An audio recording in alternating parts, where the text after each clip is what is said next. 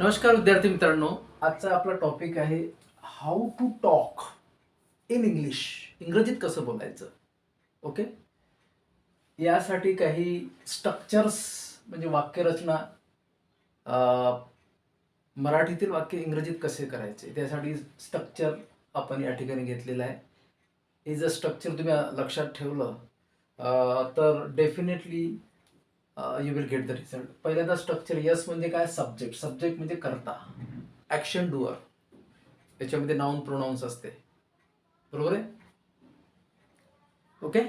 जसं मी शाळेत जातो तर मी हे काय झालं, सब्जेक्ट, कार्य करणारा. नंतर दुसरा आहे verb. Action word is called verb. एखादी क्रिया करणार. I study, I play, I read, I go, what ever it may be. Okay. नंतर ओ म्हणजे ऑब्जेक्ट. ओके. दिलेल्या वाक्याला काय व कोणाला असा प्रश्न विचारला असता ऑब्जेक्ट, त्याचा मराठीत अर्थ होतो कर्म, म्हणजे कर्ता, क्रियापद, कर्म. ओके. बघा, सब्जेक्ट, वर्ब, ऑब्जेक्ट. तर थोडं आपल्याला स्ट्रक्चर करत असताना एवढंच लक्षात ठेवायचं की मराठीतली जी वाक्य बघा, या ठिकाणी 5 उदाहरणं घेतलेली आहेत मी. त्याच्यामध्ये मराठीतले जे वाक्य आहेत प्रॉमिनंटली, त्याच्यामध्ये मराठीमध्ये क्रियापद शेवटी असते विद्यार्थी मित्रांनो, आणि इंग्रजीत सब्जेक्टच्या नंतर क्रियापद येते. एवढं लक्षात ठेवायचं बस. बघा, ती पुस्तक वाचते है ना. तो आंबा खातो. मी गाणे म्हटले. आम्ही खेळ खेळतो. तू शाळेत जाणार. ओके. म्हणजे आपल्याला मराठीतलं वाक्य इंग्रजीत करण्यासाठी सब्जेक्ट, वर्ब, ऑब्जेक्ट अशी कन्स्ट्रक्शन लक्षात ठेवायची. ओके. आणि टेन्सेस तर आहेच. थोडा एक पार्ट ऑफ स्पीचचा भाग हा लक्षात ठेवायचा आहे. Part of speech, 8 types of part of speech. Noun कशाला म्हणायचं, वर्क म्हणजे काय, प्रोनाऊन म्हणजे काय, ओके, प्रिपोजिशन म्हणजे काय, हे थोडं प्रायमरी स्टेजमध्ये लक्षात ठेवा. नंतर टेन्सेस आणि ही स्ट्रक्चर. नंतर हेल्पिंग वर्ड्स वगैरे आहेत, but you can study it later. आता हे सेंटेन्सेस करू आपण. ओके. हे सेंटेन्सेस कसे करणार बघा. या ठिकाणी आपण सेंटेन्सेस करणार आहे. पहिलं, ती पुस्तक वाचते. आपली स्ट्रक्चर काय, subject plus verb plus object आणि फुल स्टॉप. ती पुस्तक वाचते. ती म्हणजे सी, बरोबर आहे. पर्सनल प्रोनाउन्स पासून घेतलेलं आहे आपण. ती पुस्तक वाचते. आणि इंग्रजीत काय करायचं, सब्जेक्ट वर्ब. मराठीत काय, वर्ब शेवटी असते. ती वाचते. व्हॉट इज दॅट, ती वाचते. ती वाचते.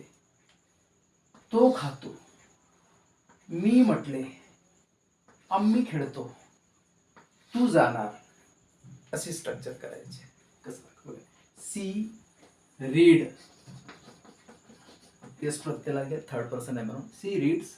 नंतर ऑब्जेक्ट कुठं असते, शेवटी असते. हे बघा, ऑब्जेक्ट स्ट्रक्चर काय आपली, सब्जेक्ट, वर्ब, ऑब्जेक्ट. सब्जेक्ट म्हणजे नाऊन प्रोनाऊन्स, वर्ब म्हणजे ॲक्शन वर्ड, आणि ओ म्हणजे काय व कोणाला असा प्रश्न विचारला असता ऑब्जेक्ट निघते. म्हणजे सी रीड, ती वाचते काय, अ बुक. चला वाक्य, सी रीड्स अ बुक. दुसरं वाक्य करू आपण.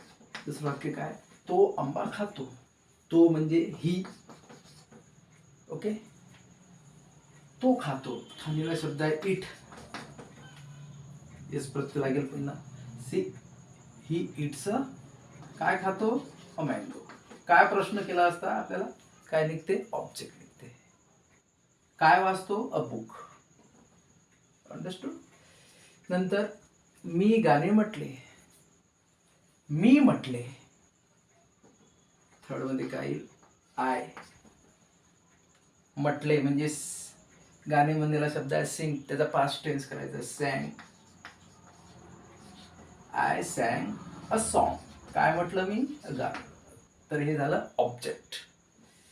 नंतर 4 नंबरचं सेंटेन्स, आम्ही खेळ खेळतो. आम्ही खेळतो.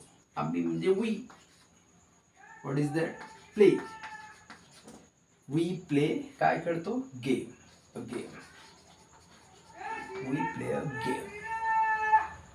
नंतर 5 मध्ये काय येणार, तू शाळेत जाणार. तू जाणार. तू म्हणजे यू, जाणार म्हणजे go, you go, you go to school, तू शाळेत जाणार. तर विद्यार्थी मित्रांनो, आपल्याला थोडे जे वर्क फॉर्म्स आहेत त्याचं अंडरस्टँडिंग करून घ्यायचं आहे. ओके, वर्क नंतर स्ट्रक्चर्स आता सांगितले तुम्हाला. Subject, verb, object. Sachin cricket खेळतो, सचिन प्ले क्रिकेट.